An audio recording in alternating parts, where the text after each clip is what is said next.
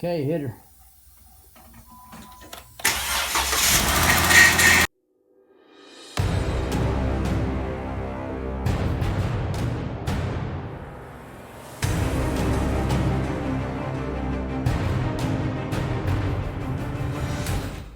Hey guys, welcome to another video. This week I hope that we get the engine bay back together, the engine back together enough to start the Jeep back up.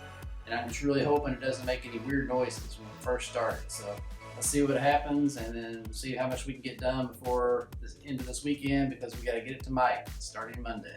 Alright, so we've got all this stuff put back in here since we repaired the AC compressor. That's all back in. The alternator, the overflow for the antifreeze. And so before I start putting all this battery box and stuff back in, I'm going to go ahead and take this cowl off and this fender and get back in here. There's a spot where Kevin had to heat it up that burnt the paint off, so I'm going to go ahead and prime that and make sure that's rust proof before we go any further in there. So let me get all that off, and then I'll get the wiring put back where it goes, and then we'll get that box put there.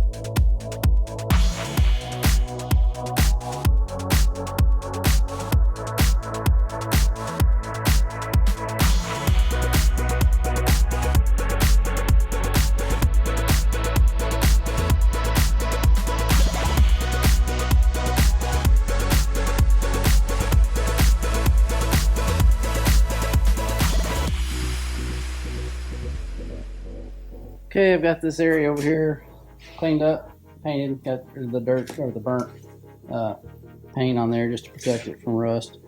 And I've got the wiring all put back together and back in conduit. That's routed in the correct areas. So now it's time to start trying to get this battery box put on. And that's not the easiest thing, just because of where all the wires have to go in and out of it. So the left one is the old one, the right one is the new one. So let's see if we can get it put in.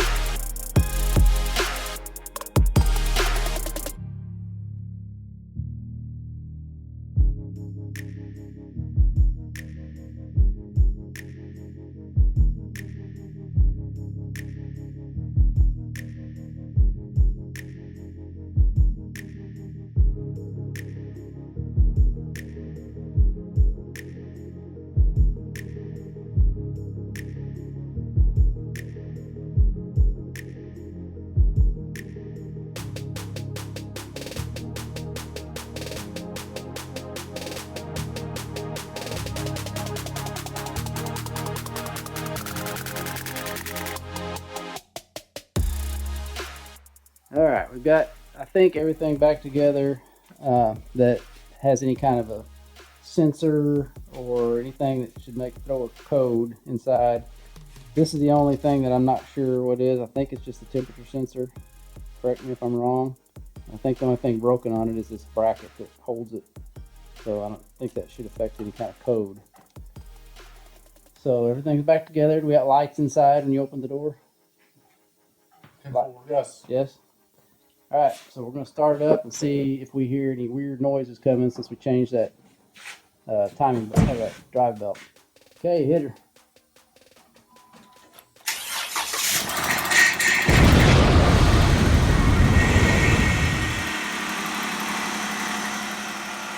That didn't sound good at first.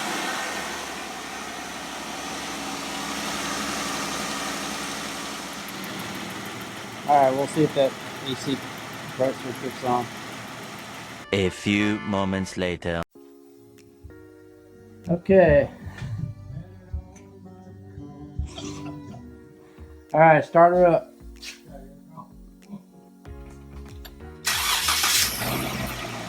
Oh yeah. Nice and smooth, no weird sounds. And on the inside, we've got two lights. Traction light and a tire inflation light. So we're gonna go ahead and air up the tires, make sure that goes out. And then I'm sure that traction control is because we're still way out of alignment. I'm sure that sensor's not right, but we can try to clear it. So let's air up the tires real quick.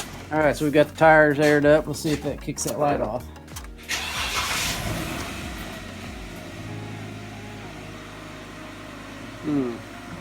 Nope.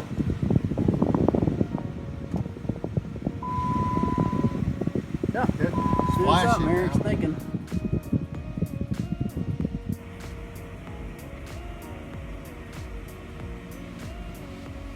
Six hours later. All right, so we had the scanner hooked up right here. We've got pass. You can see it on there on everything.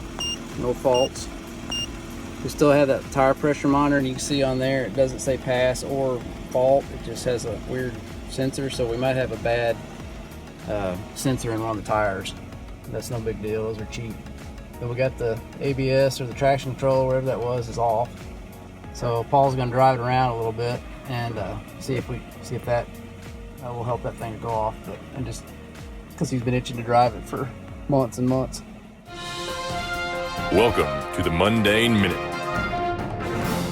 So I'm beginning to start the work on the 2015 Edge, and I guess the first things I'm going to do are remove the inner fender liners, jack it up, get this front bumper off and the grill, and see what all the damage is back behind there. I'm pretty sure, you know, I can tell that this upper radiator support and all that is going to have to be replaced, but it's hard to tell what's going on until we dig into it. So that's what 30 seconds does. Everything that was there is now over here. So all I gotta do is order all that big pile of stuff and put it on there. No problem. So I still got some busted AC lines that I need to get off, and I need to replace this valve cover gasket that was broken, or valve cover. Everything else is like air box, just nothing major, just a lot of little stuff. All right, we just had to wash the Jeep off because Paul went crazy after he figured out he could drive it and slung mud all over everything. So it's clean now, and everything is ready to take to the alignment shop, except for I've got to get some wires tidied up underneath there so nothing catches on anything. The motor sounds great, runs good. We checked 4-wheel drive, it engaged and works good. So everything's great so far on the Jeep. So the next big test is it going to go into alignment on Friday. This is Tuesday, so it goes in the alignment shop Friday. And we're also, that ABS light or traction control, whatever it is, came back on when we were driving it. So we'll have them check that out too while it's in their shop. So.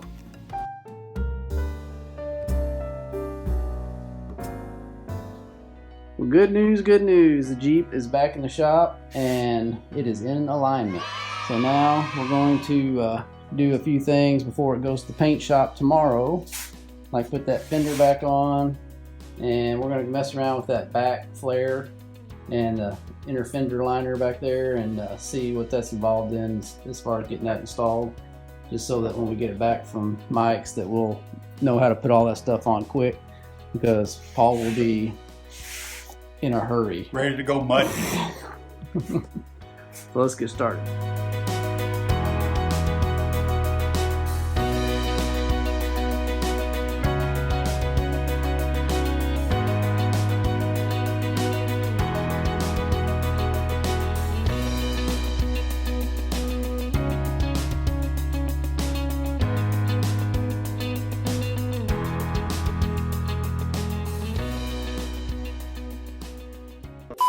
interrupt this program to bring you this important bulletin. Okay, guys, I know you've already had your Mundane Minute for the week, but this is a Mundane Minute bonus feature.